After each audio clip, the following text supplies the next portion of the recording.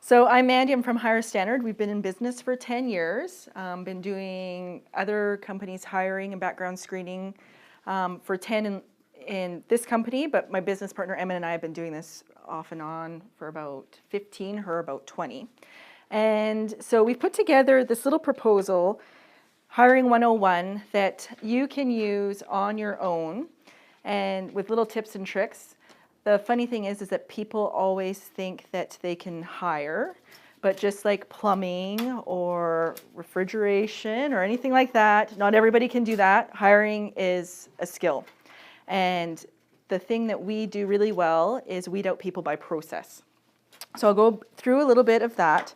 So sorry, I don't have a projector, so I'm gonna have to read along with you.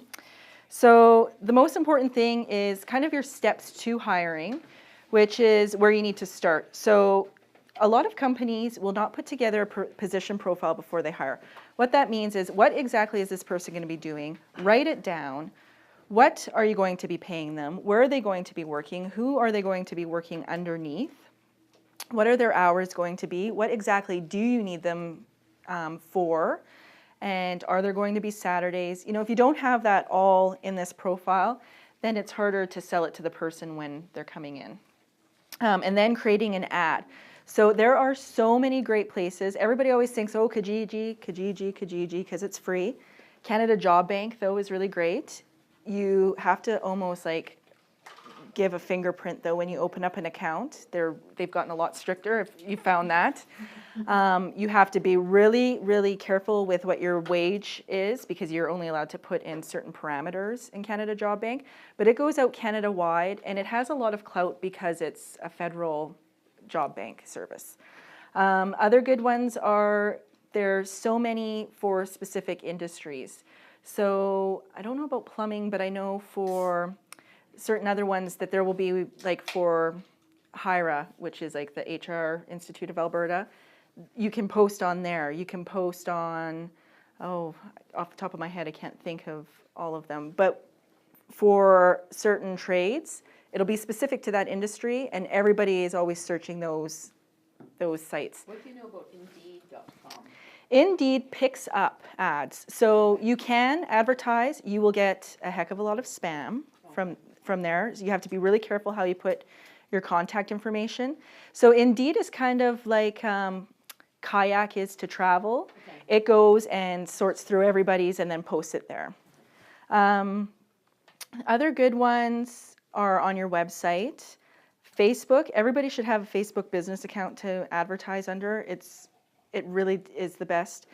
And then depending where you want to try to get people from and what kind of skills, you can go to the LDS Recruitment Center. They have a job board. Other churches have job boards. The Aboriginal Society has a job board. There's tons that you can actually physically go put up an ad. Fifth on Fifth Youth Services. Youth One now is doing a job board. Yeah. So finding a specific place, then sorting through the resumes. This is like the #1 tip. The amount of resumes you get is not an indicator of job success. As you have found, you will, for example, when we do an admin job, we will get 400 resumes. We will see 3 people. 3 people will actually meet the criteria. Maybe 2 will last through the whole process. And this is admin we're talking about. So for everybody else, trades, labor, you really have to narrow it down so that you're not seeing every single person that's applying for that position and wasting time. We'll go through interview process, background screening, writing up an offer, which is really important to protecting yourself, and the probation period. So the position profile, we kind of talked about that. What are the main duties of the position? What are the hours required? What is the education or other credentials? What personality traits does this person need to have? We always say you can teach skills, but you can't teach fit. And the perfect example is we had a girl that was very, very qualified. We put her in a labor type setting. She could not handle the guy swearing. She was calling us all the time saying, I feel like an outsider, I don't fit in. and they thought her skills were great, but she was totally isolating herself, and it didn't last because she just didn't fit in with the group. What are you able to offer? So the pay, the benefits, the flexibility, the vacation, RRSPs, family time. You don't want to get too specific with laying out sick time or like family leave or anything, because people they see that and they think it's up for the taking. They don't realize it's in case of emergency. So when you're creating your ad, and I go really fast, I'm sorry, if you have any questions, stop me and I can answer them. So when you are creating an ad, describe the details of who you are looking for, but don't be flowery. Be clear and honest. Do not exaggerate. Don't use things like, this is a great company looking for a great person, because that's pretty ambiguous. Say exactly what it is. Be realistic when describing the environment and work conditions. If it's dusty, say it's dusty. If it's we had a lab where everybody was in lab coats, even though it was more of an industrial position, say that so that people are aware and they're not thrown off at the last minute. Lay out the basic requirements: driver's license, must have transportation. That one's huge. If you need someone to be able to get to and from job sites, make sure you put that in, because right away that will eliminate a huge population if they don't have transportation. And set a clear method of applying for the position and stick to it. If you say apply online and they show up in person, cross them off the list. They can't follow instructions. And you don't want people, and it also shows that they might not be able to use the internet. And if you need them to use the internet, whether it's filling out time cards or whatever, it's kind of a red flag that they're showing up in person. If they're faxing it, it's probably a red flag if you're asking them to apply online. Sorting through resumes. So use resumes as a guide, not the main selection point. The only thing you should really be looking for on resumes is dates. Make sure their dates are clear and concise of where they were when they were there. If there are big gaps, that's a red flag. If they don't have dates, that's a red flag. If it's just not jiving for you with those dates, then it's a red flag. The other thing that's a red flag is education that seems where the dates don't line up either. If education's important to your position and you need certain criteria, then you want to make sure that that lines up too. We always advise our clients like a 2-page resume where it is first job to last job, like most recent to least recent, education, and then that's all you should be looking for. People that are, make it a really pretty package or have their picture on it or whatever, they are hoping that you're going to look at that before you look at the information on it. Also, everybody gets tempted by this, but don't be dazzled by qualifications you don't need. So if someone can type 150 words a minute or is really good on the computer, but they're not going to be doing computer work, who cares? Make sure that for your skills set, they meet that criteria. Definitely do judge a book by its cover. If they don't do the work to clean up their resume, check spelling, have up-to-date info, then how badly do they want the job? If they haven't, taken out who they sent it to prior, which we get a lot, then again, that might be sounding picky, but it's just, we always say too, there's people that are like serial appliers. They are applying to every job every day, 20 jobs a day. They're probably in a job that they haven't been in very long. So it just goes to show, you want to kind of make sure that they're serious, and if they haven't taken the time to clean up their resume, then they're probably just applying to anything and everything. The interview process. So we always say never, ever, ever skip out on a face-to-face interview. Even if they're out of town, do a FaceTime interview for your initial one, or a Skype interview. Just make sure that you're getting a fair representation of the person. Also, you're putting them to work a little bit to make sure that they are who they say they are. Have structured questions. And you can do this yourself so that every single time you are doing an interview, you're asking the same questions and you're getting a fair gauge of who the person is. Do not get too personal. Know the questions that you are allowed to ask, which I go through. There are so many, and it's becoming, in this type of economic times where people are really worried about their jobs, they will get upset if they feel that they were turned down for a job that they were qualified for, but perhaps something that you asked, they feel like that's the reason they didn't get it. So you want to be really careful because they can go to a labor lawyer or the Alberta Human Rights and say, I think that I was turned down for this job because of A, B, and C. Let the applicant do the majority of the talking and just see where it goes. Yes? Question with that, so somebody can actually come back on you if you didn't hire them? If they feel... You're under an obligation to hire them? No. If they feel like they were ruled out because you asked them if they were married or if they have children, and you're not supposed to ask those, if they feel like that ruled them out of the position, their physical limitations. So you're discriminating against them? Yeah. Okay. And they can file a complaint. So how does that go being in a labor position, right? Because around the table here, we got a lot of trades guys. Right? Yes. If they're not able to handle that work. Yes, and I do have the exact... Okay. Yep. You need to lift 50 pounds regularly. Or Yep, whatever. and you That's can... in the defined requirements for the job. Okay, so let's go through the questions that you can or can't ask. So it's on page 6. So you can't ask, are you a Canadian citizen? Where were your parents born? What's your native tongue? But you can ask, are you authorized to work in Canada? And what language do you read, speak, or write? Because those are important to the job. You can't ask, how old are you? When did you graduate, birth date? But you can ask, are you between the ages of 18 to 64? You can't ask, are you married? Do you have family or plan to? How many kids do you have? What are your childcare arrangements? But you can ask, would you be willing to relocate if necessary? Are you able and willing to travel as needed? Are you able to work overtime as necessary? That one usually weeds out, well, I'd have to check with my wife or my husband. Yeah. What clubs or organizations do you belong to? You're not allowed to ask that, but you can ask, list any professional or trade groups or other relevant organizations that are relevant to the job. So if you're looking for an engineer, are you a member of a PEGA? Or if you're looking for someone, are you, do you have your plumbing ticket? You can, because it has to be filed, right? Mm-hmm. Yes, so you can ask that. Do you have any disabilities? So the biggest thing is you want to weed out people that are chronic WCB abusers, right?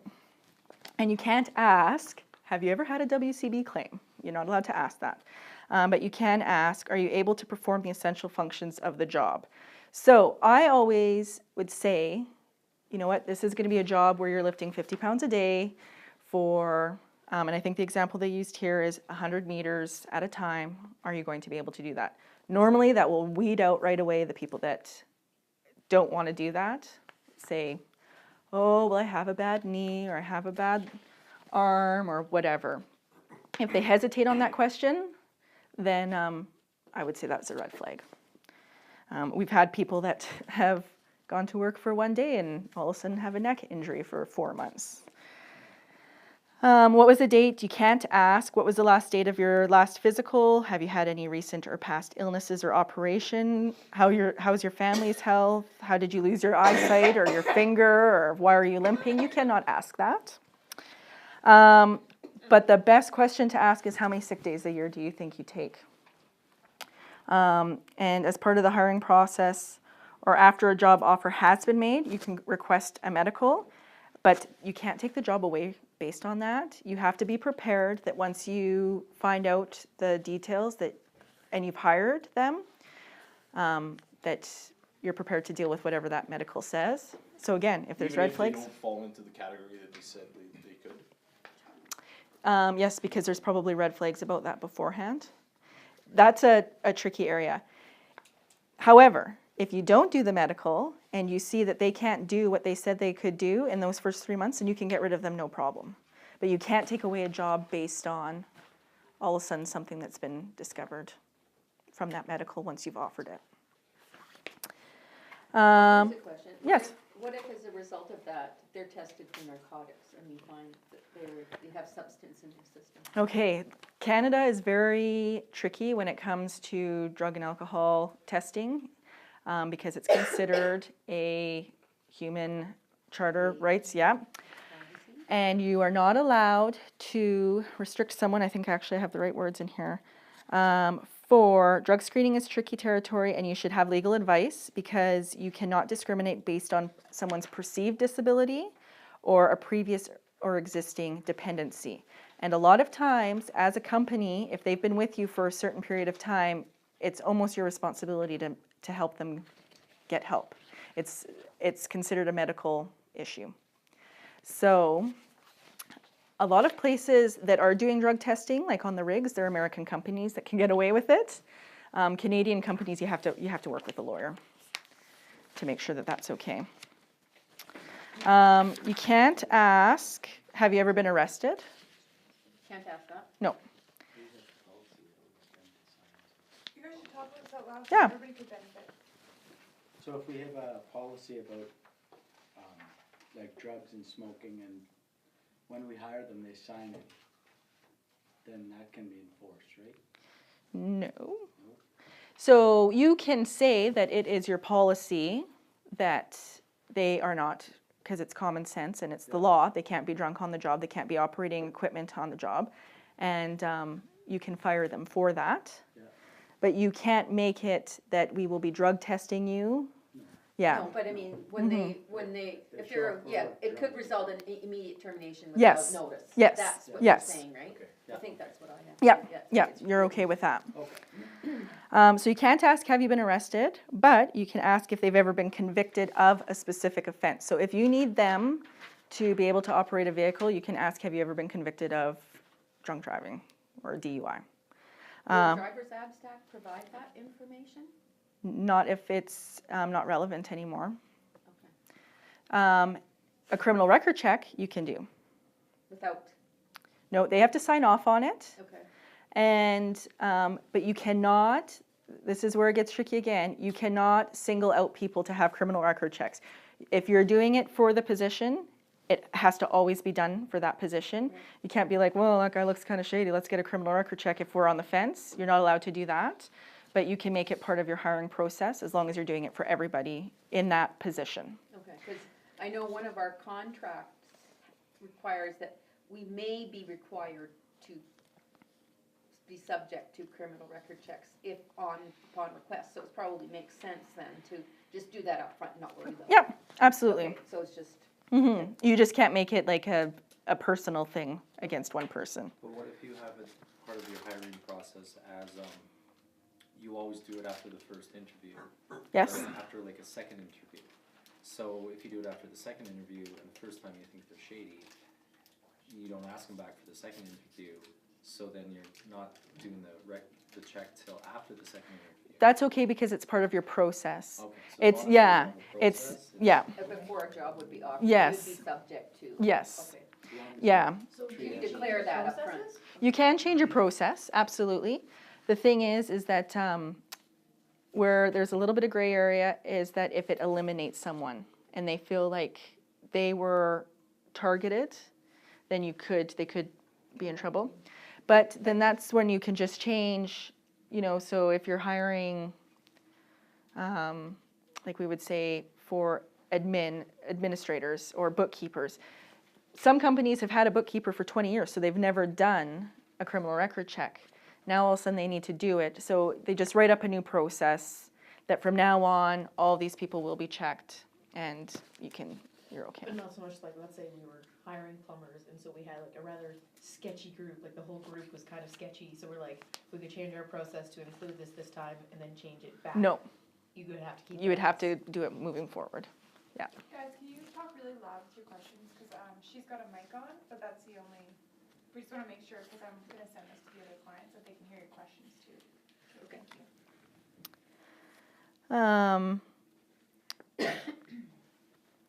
Are you gay, straight? What is the relationship to the person living with you? Are you male, female?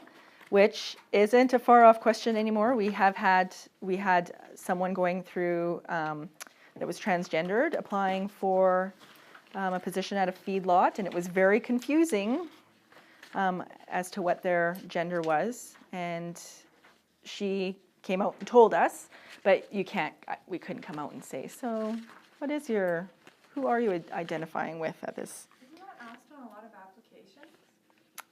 No, I feel like I've filled that out so many times. Probably not on a job application. no, I don't think so.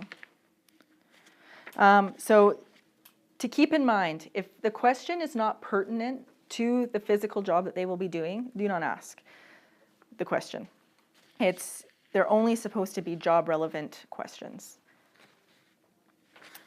What church do you go to?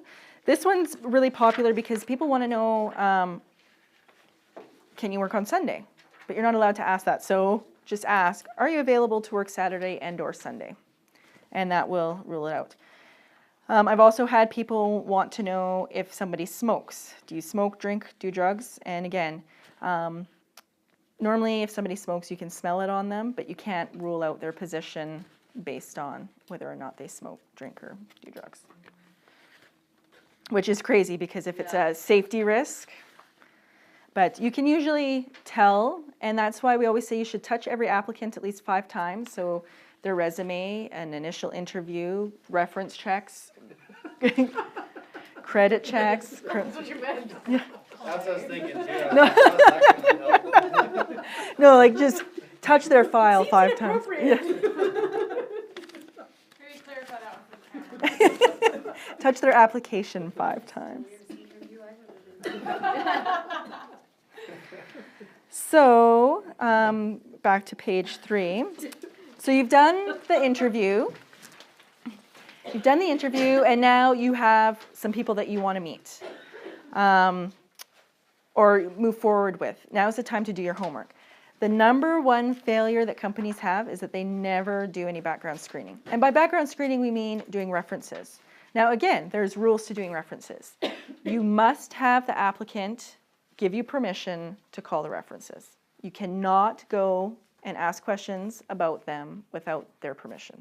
Like signed permission or just saying that's okay? Yeah, normally they'll give you, like, you can call someone like A, B, These are and the C. people you can- So Yes, if I ask for references on my application that I have? yes, That is permission? that is permission. But you can't go through their resume and be like, oh, So if they're handing you their resume, Yeah. they have references on there, that's okay. okay. Yes, because they're giving you permission. And I would just put as part of the process, are your references aware that I'll be calling them? Like, and then there you go. But you can't just go through their resume and be like, oh, they didn't put this guy for a reference, but I want to see what they would say about them. You can't do Can that. you ask them if you can call those other places? Yes. Because I find those are the best. I know, Like past employers. yeah. Yep, but they have You to, have to have permission. you have to have permission. You can't even, Oh my God. and we've, I'm in trouble. you can't even go and say to, oh, hey, so-and-so, you've had someone work for you that I just had apply. What did you think about them? You cannot do that. You have to make sure that they give permission. And it's just because sometimes, you know, there could be something that happened and you don't know who's right or wrong, but it's up to the applicant to kind of give you the full story for one, and that they get the benefit of the doubt, because if an employer is bitter, then that could ruin their livelihood, is the thought process behind that. So it's up for them to choose the person that's going to be the best reference for them. Also, don't ask for like character references, just always make them employment, and make sure it is somebody that supervised them. Not a coworker. Yeah, not a coworker. Do you have that on yours? Work only? What? You don't stipulate work only? I don't know. For our references? Yeah. It's implied. It's, Yeah, past work references. Yeah, yeah, yeah, you don't want to. because we don't ask for anything other than work references. No. And just, you know, and I would just say, so these ones are work related? Yeah, just because, you know, you don't want to be calling someone's grandma, which we've had, you know, or someone's teacher. So the best question to ask, which will tell you so much, and put it at the very end of your application, is, would you hire them again? if they've paused, if they hold their breath for a second, then you know it's a red flag and you can skip right past them. Criminal and credit checks are very valuable, but only if applicable, which I said you can't target people. Credit checks, if you have somebody, credit checks I think are more valuable than criminal record checks. If you have someone handling your invoicing, your cash, your bank, get a credit check. They have done studies, and internal theft is the highest theft in Canada, and it's because people are handed an opportunity. If you see someone's credit history and it's kind of shady and they're in charge of cash that they think is not being, they're the sole eyes on it, it's like an 86% chance that that cash might go missing. So we always say if you have somebody handling your money to make sure that you do a credit check.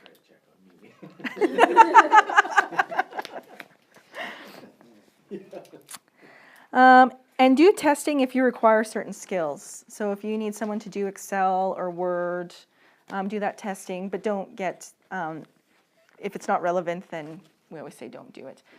Skills testing, yes? I think you were gonna elaborate on it. I was just gonna say, do you just pull up Excel and ask them to build you a spreadsheet? You can, or there are lots of programs offered. Like with us, we are part of this like education testing that it's specified. So it tests clicks. How many times did it take you to find what you needed to do? Like it gives you a little series of create this chart, do this, A, B, C, and it marks the person on it. And gives them an anxiety attack. But if they're good on it, Yeah. like they say they are, then it's not a big deal. And then sometimes we do personality testing, which can be really beneficial. Strength finders. What is that? Oh, like, personal attributes. Yeah, and if you're working with a lot of people, you don't want to have, first of all, we do it in our office, and we've always done it, and I thought it was like life-changing, because if you have a bunch of people that have a lot of input, everyone's going to be arguing because they need you to see it their way all the time. If you have a lot of people that are really into data and information and collecting things, nothing's going to get done because they're going to get stuck in the details.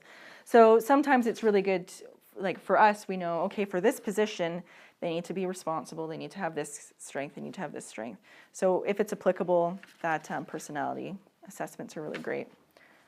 Not true colors though, like good hard and fast ones where it's like a 50-minute test and you get. So you've done that, you've done your background screening, there weren't any red flags in your references, you've gotten 3 references, they followed your process, they hit all the marks in a timely manner. So we also say, once that application or that resume comes in, start timing how long it takes to get everything done. If you require additional information, like we need a driver's abstract, how long does it take them to get that driver's abstract in? You need certain credentials verified, or you need testing complete. Start timing to see how long it takes. If they can't get it done in 24 hours, they're shopping around and they're not that interested. We always say everything should only take, when you're looking for a job, a motivated individual will have everything in 24 hours. So you've picked the person, they've checked all the boxes, so make an offer, and you should always have it in writing so that both people can sign off. And you know what is really important is to have the wage, the vacation time, the length of probation, which Alberta Labour Standards is 90 days. Position reviews. People love being reviewed. And if you put that in that job letter, it's a sense of relief because they know their work's going to be reviewed and they know that they have a chance of either getting promoted or getting a wage increase, and it makes them comfortable. When people don't know whether or not they're going to get a review, it gets them kind of shifty, and that's when they start looking elsewhere. Oh, I'm not being appreciated. Applicants, employees just want to be appreciated, and that's the number one thing. For some reason, they love a face-to-face with their boss and to have a job review. And make that the same for everybody.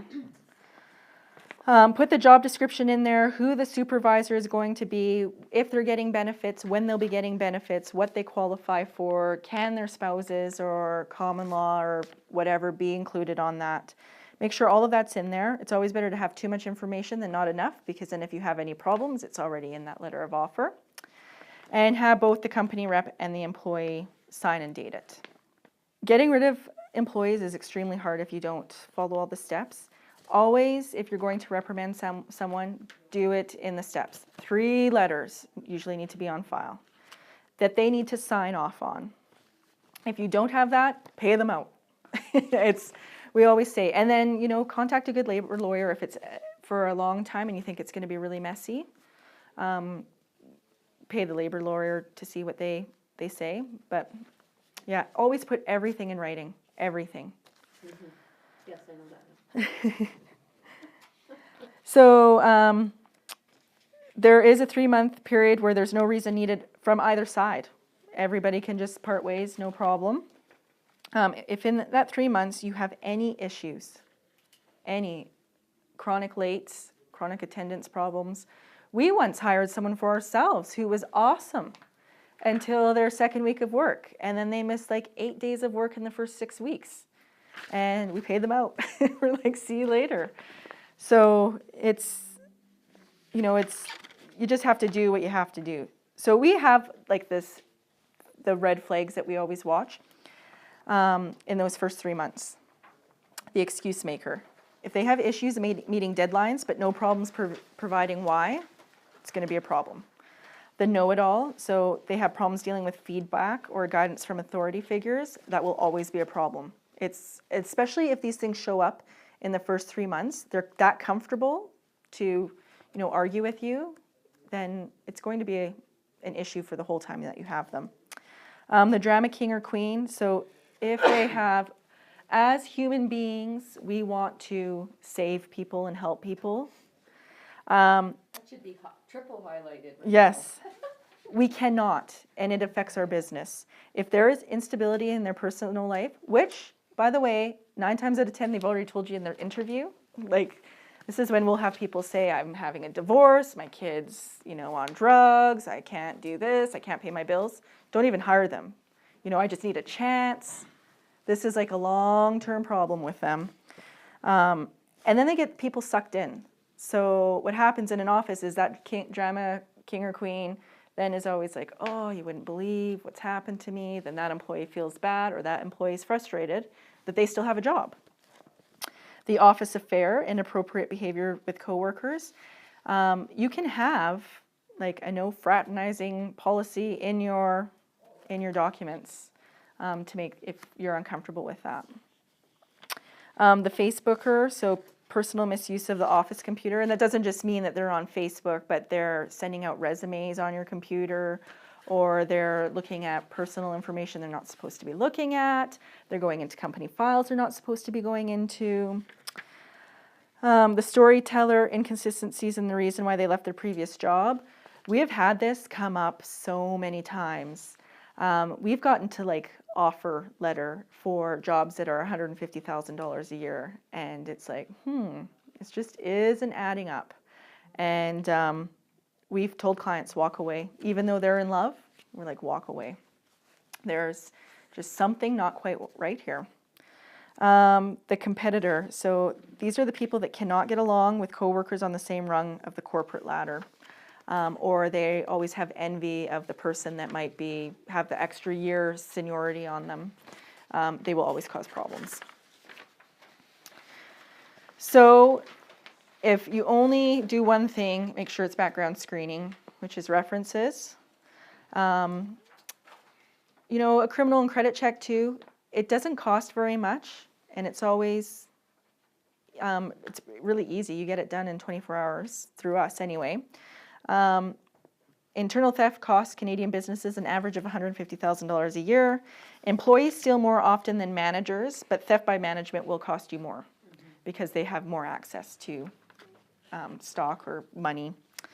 When employee theft occurs, it's because of a company failure and a lack of internal controls. Every single time it's because something wasn't checked when it should have been checked. So there was something else that I wanted to. So page 8, what does hiring actually cost your company? And this is kind of interesting. Ads can cost anywhere from the free ones to $600 to post on sites like Monster or Lethbridge Job Shop. So you do an ad and you're in it for that. The time of the person screening, sorting, interviewing. So if you are $100 an hour, $150 an hour plumbing, but you're spending that time sorting through resumes, add that to what it costs to hire. Training is usually 2 weeks to 3 months, could be more. So think of that. If you have someone working for you for 15 hours and you're training, or $15 an hour, and it's taking 40 hours a week training them, times however many weeks, you're at $600 a week that you're paying them to learn the job. If it's not going to fit, then don't force it. Plus all of your remittance, the cost of having employees.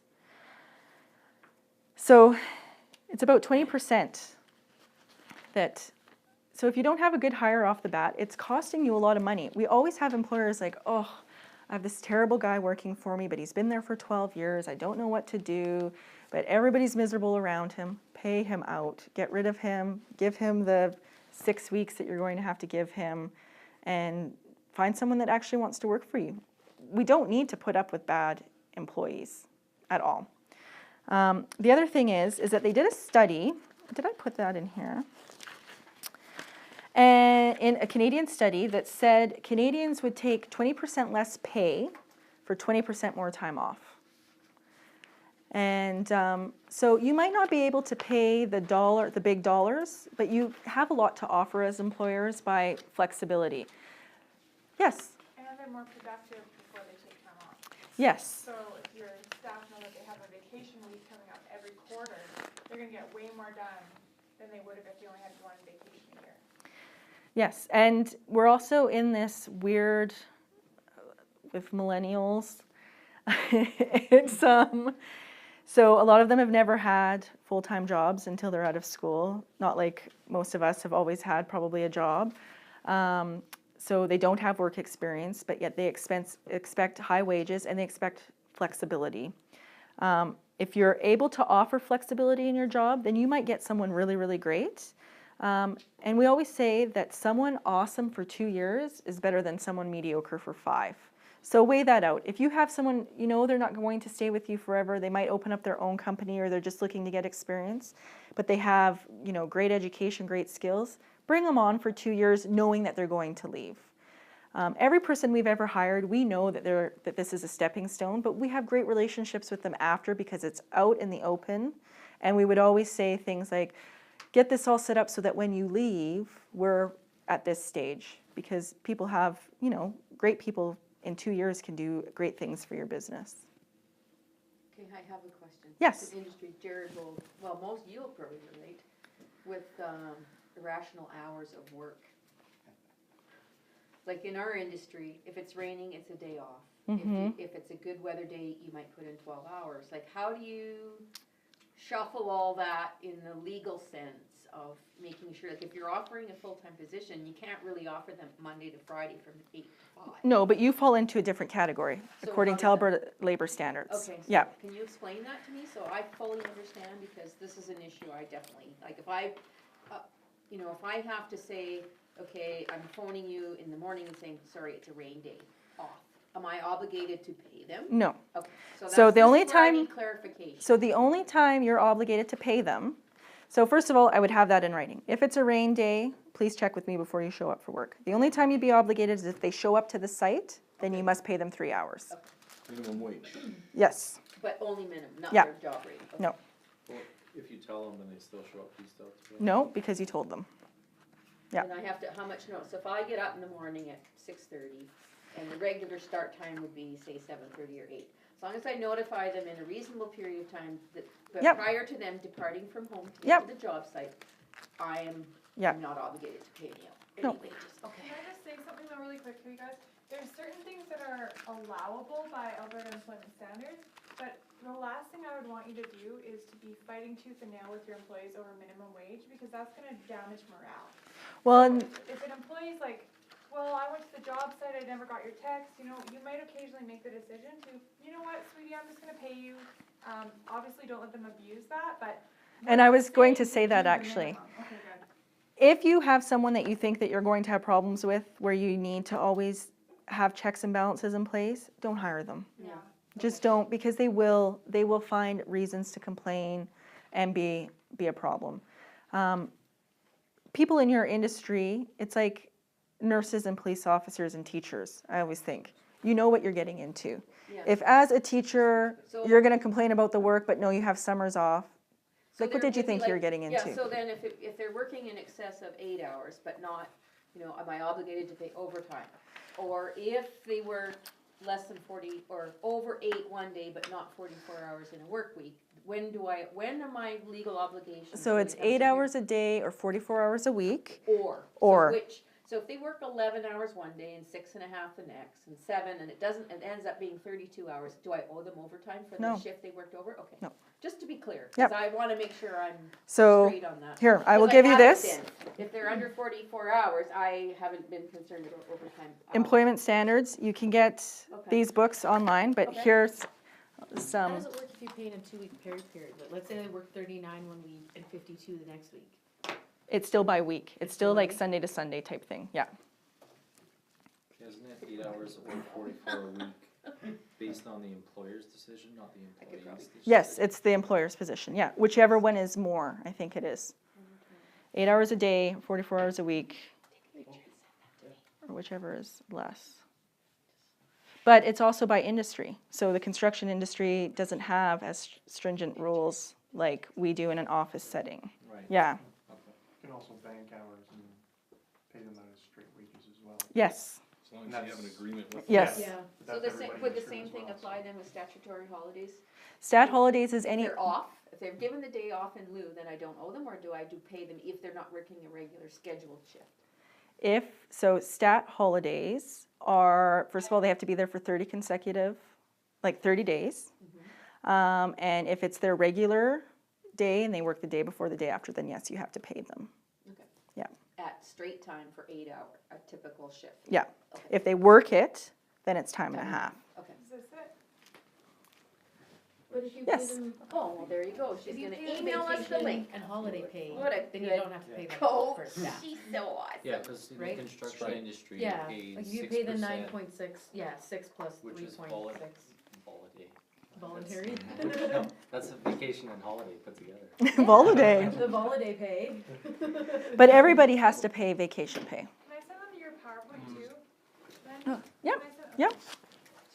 But I thought in construction, Oh, vacation pay is a percentage of their wage that they get paid every single paycheck. yeah, everybody's vacation pay. So on a statutory holiday, no, it's holiday and vacation pay because they get paid at a higher percent.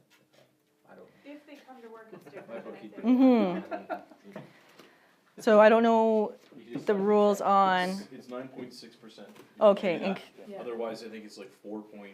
yeah, it's 2 4 point weeks, something. yeah. Now, if, So- because we pay 9.6% on every paycheck, if they work a holiday, then I don't have to pay them time and a half?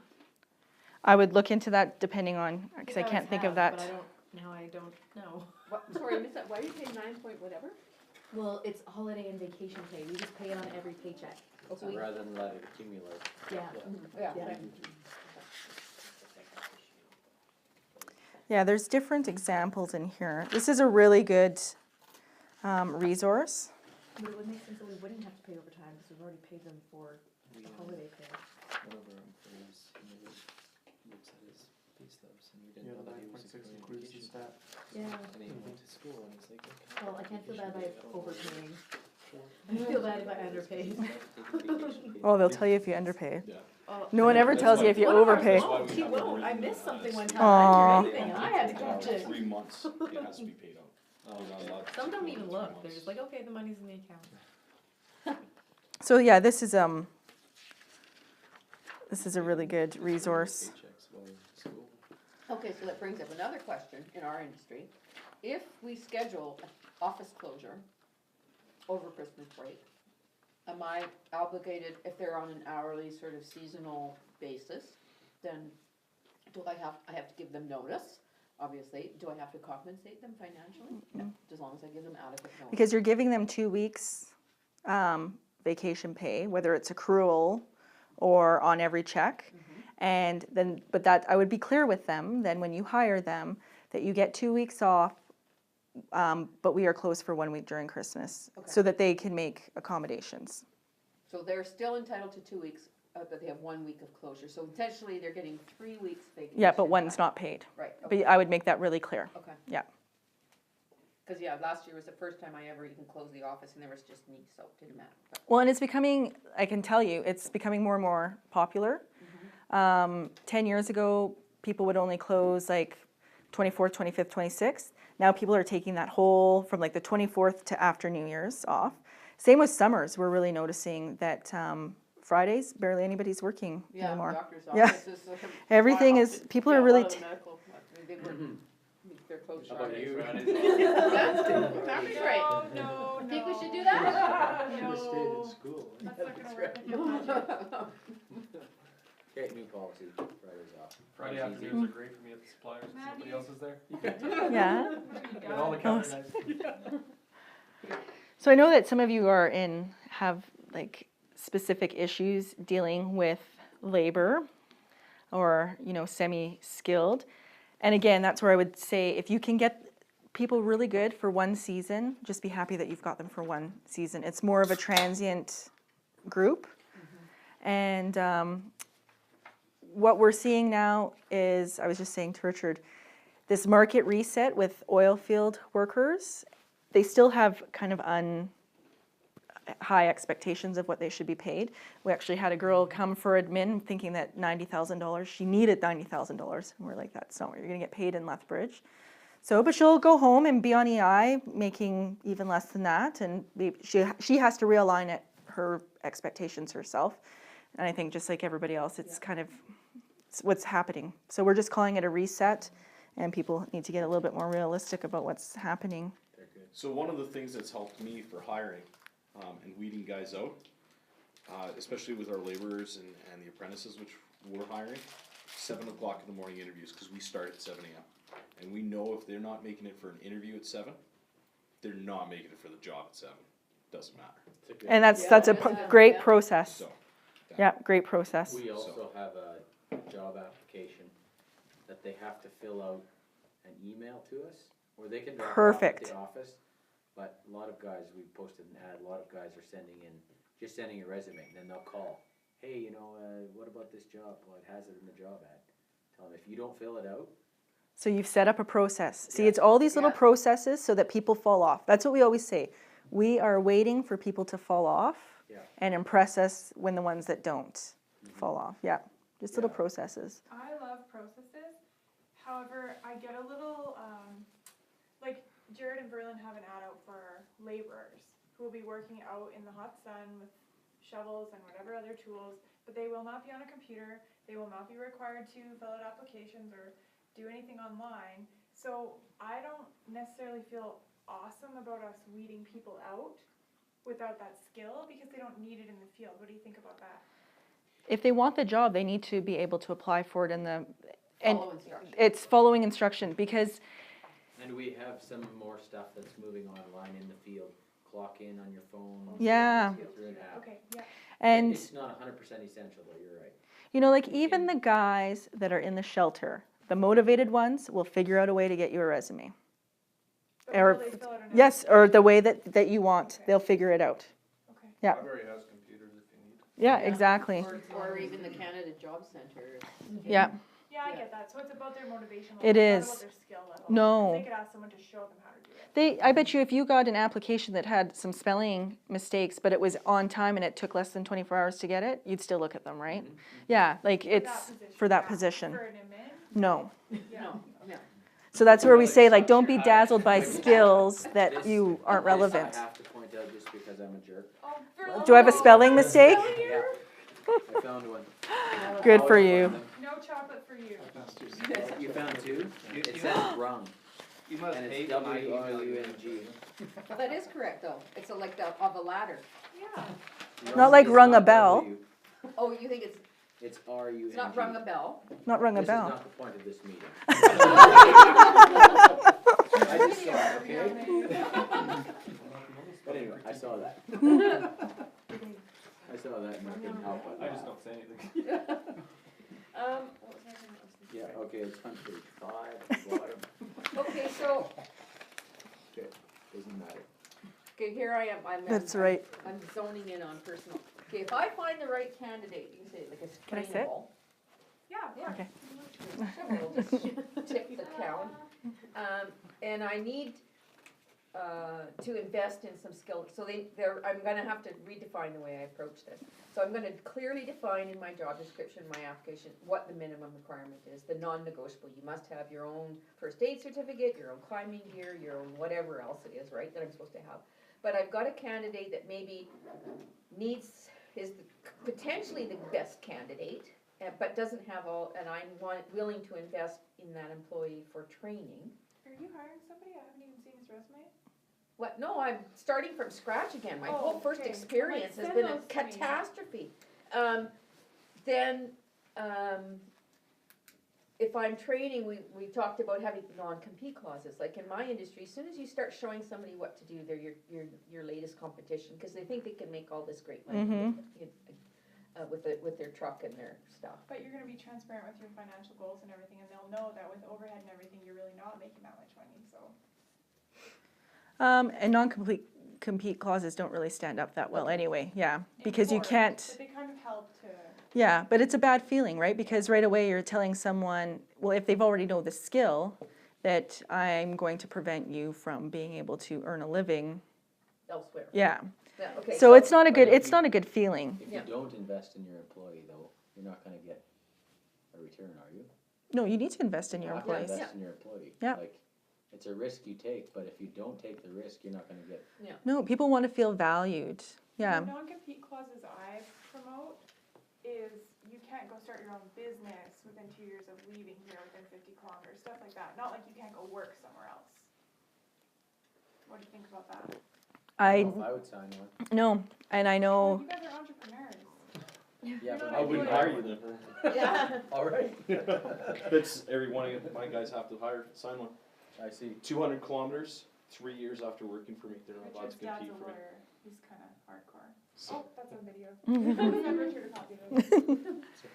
and sometimes they stand up and sometimes they don't, depending on, For me, I go through every contract line by line and you have a discussion. So basically you're just telling them, I wanna invest in you, you're really important to me, I wanna keep you on, I'm gonna career path you, which will also keep them.